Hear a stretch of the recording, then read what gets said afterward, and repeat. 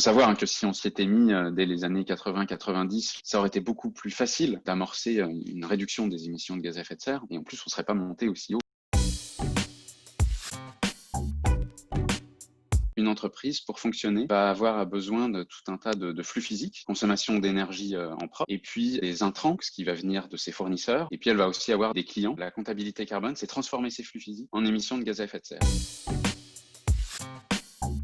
Ça sert à, d'une part, identifier les postes d'émissions prépondérants de son activité, voir finalement où est-ce qu'on est dépendant des émissions de gaz à effet de serre. On va savoir comment agir, donc sur quel poste on va devoir transformer. Alors ça peut être transformer un process, ça peut être transformer une activité, ça peut aller jusqu'à changer de business model pour permettre de réduire ces émissions de gaz à effet de serre et s'inscrire dans une démarche de neutralité carbone. Aujourd'hui, on sait qu'il y a un autre indicateur qui a regardé, qui sont les émissions de gaz à effet de serre. C'est un indicateur qu'on voit pas du tout dans les euros. Donc, la taxe carbone, c'est un moyen de le remettre, mais finalement, c'est pas un gage de réussite. Le seul gage de réussite, c'est de suivre ces émissions de gaz à effet de serre et vérifier qu'elles se réduisent dans des proportions suffisamment fortes pour arriver à maintenir le climat dans un état stable.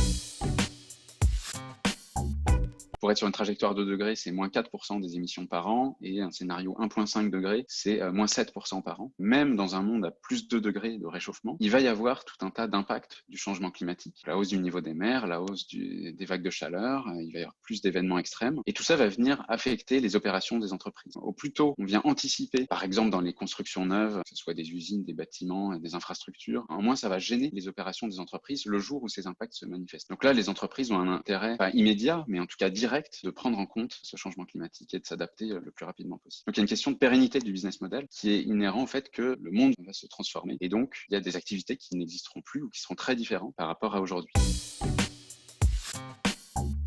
Les gaz à effet de serre, pour 2/3, c'est lié à la consommation d'énergie. Vu qu'on regarde sur la chaîne de valeur, il y a de l'énergie partout. Même si je ne fais qu'acheter et vendre des produits, ils ont été produits quelque part et donc il a fallu avoir des usines. Quand on va être une entreprise, on va avoir des bâtiments, on va avoir du transport, enfin on va avoir des véhicules. Donc au final, on a toujours de près ou de loin un sujet lié au changement climatique.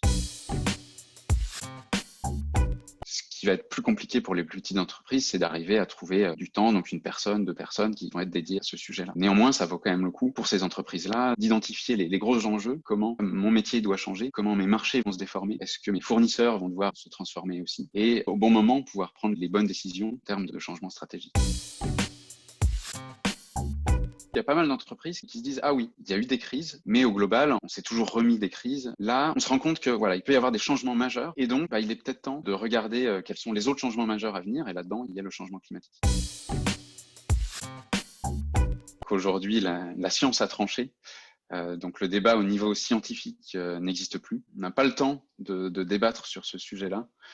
Il faut agir au plus vite et plus discuter de est-ce que c'est vrai ou pas.